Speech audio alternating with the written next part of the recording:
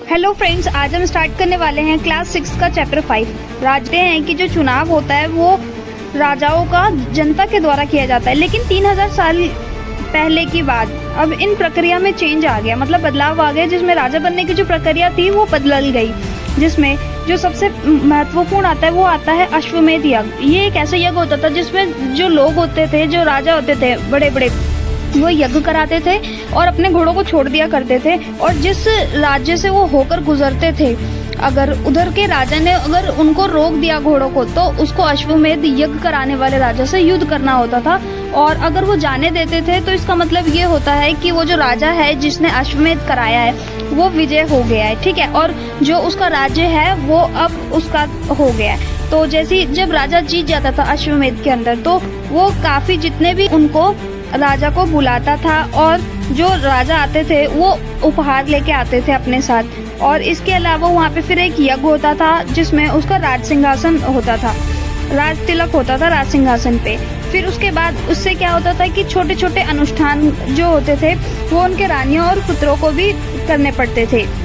और इसके अलावा जो अन्य पुरोहित आते थे वो सब उनके लिए अनुष्ठान करते थे। वर्ण व्यवस्था आखिर होती क्या थी? वर्ण व्यवस्था जो थी ये हमारे ऋग्वेद के अंदर सारी चीजें लिखी गई है। इसमें 4 बांटे गए हैं। सबसे पहला तो आता है ब्राह्मण, फिर उसके बाद आता है क्षत्रिय, फिर उसके बाद आता है वैश्य, फिर उसके बाद आता है शूद्र। अब इनको माना जाता है कि जो ब्राह्मण होते हैं वो पूजा वगैरह का कार्य करते हैं, जो क्षत्रिय होते हैं वो सुरक्षा का कार्य करते हैं, और जो वैश्य होते हैं, वैश्य क्या करते हैं, वो पशुपालन इन सब का काम करते हैं, और शूद्र क्या होते हैं, इन तीनों की सेवा करते हैं, ठीक है। अब उसके बाद आता है हमारा नया टॉपिक जनपद। महायज्ञों को करने के बाद जो राजा, जो जन के राजा, जनपदों के राजा माने जाते थे, उनका जो शाब्दिक अर्थ होता था वो जन के बसने की जगह होती थी। अब पुरातत्व बताते हैं कि जो हमें मिले हैं देखने के लिए जनपद, वो मिलते हैं सबसे पहला हमारा दिल्ली में पुराना किला देखने को मिलता है, उत्तर प्रदेश के मेरठ में हस्तिनापुर देखने को मिलता है, और यूपी के अंदर एटा में ही अंतरिक्ष खेड़ा देखने को मिलता है जो कि बहुत प्रमुख है। और यहाँ पे क्या क्या मिलता है, चावल, गेहूं, दाने, गन्ने, तिल वगैरह इन सब की फसलें उगती थी यहाँ पे, ठीक है। इसके बाद इसमें कहा गया है कि बर्तन भंडार बाकी सब सारी चीजें तो मिली है, लेकिन स्टोर करने के लिए यहाँ पे एक और चीज मिली है जिससे चित्रित धूसर पात्र कहा जाता है, ठीक है। अब इसके बाद हम नया टॉपिक पढ़ते हैं महाजनपद। महाजनपद ये 2500 साल पहले की बात है। जनपद और महाजनपद, महाजनपद, महा यानी बड़ा, जनपद यानी जनता का शासन, ठीक है। अब इसके बाद ये थोड़ा थोड़ा करते बड़ा बड़ा बड़ा बड़ा होता गया, ठीक है।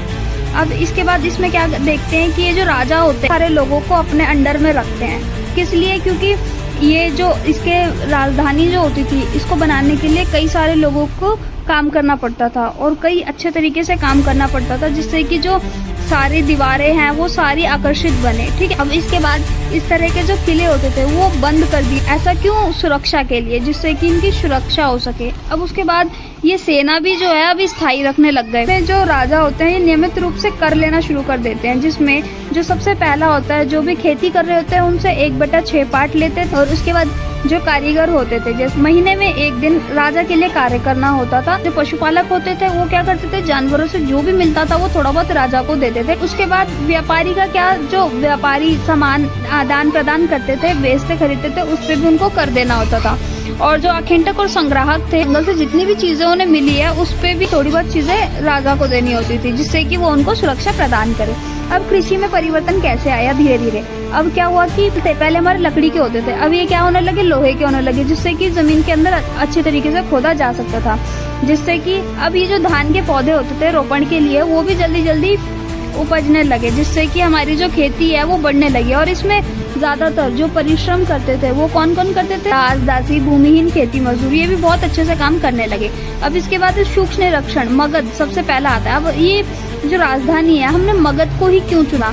सबसे पहला तो यहाँ का यातायात बहुत अच्छा है, और इसके अलावा यहाँ से गंगा नदी और सोन नदी, दोनों नदी जो जल वितरण है वो भी बहुत अच्छे तरीके से देखने को मिलता है। और यहाँ की जो जमीन है वो भी काफी ज्यादा उपजाऊ है, और यहाँ पे जो जंगल पाए जाते हैं वहाँ से हाथियों को इजीली पकड़ के लाया जा सकता है, और उनको ट्रेन करके अपनी सेना में बनाया जा सकता है, ठीक है। अब इसके अलावा वहाँ पे जो जंगल थे, वहाँ की जो लकड़ियाँ होती थी वो भी काफी मजबूत होती थी, जिससे कि औजार और हथियार बनाए जा सकते थे, ठीक है। और इसके अलावा मगध को जो सबसे बड़ा बनाता है वो है उनके शक्तिशाली बिंबिसार और अजातशत्रु जैसे राजा, जो कि बहुत ज्यादा प्रसिद्ध थे अपने कार्य के लिए। इन्होंने सबसे पहले तो राजगीर को अपना वो बनाया था, फिर उसके बाद मगध को बना लिया था। अब इसमें वज्जी एक शहर आता है, गढ़ से चलता है। गढ़ क्या होता है? गढ़ शब्द का जो प्रयोग है वो कई सदस्य वाले समूह के लिए किया जाता है, जिसके अंदर केवल एक व्यक्ति शासक नहीं करता, बल्कि काफी सारे व्यक्ति शासक करते हैं। और उस शासन के अंदर सब जने बैठते थे और सारी चीजें का अनुसार जो मतलब जितनी भी चीजें होती थी सारी चीजें एक साथ मिलके करते थे।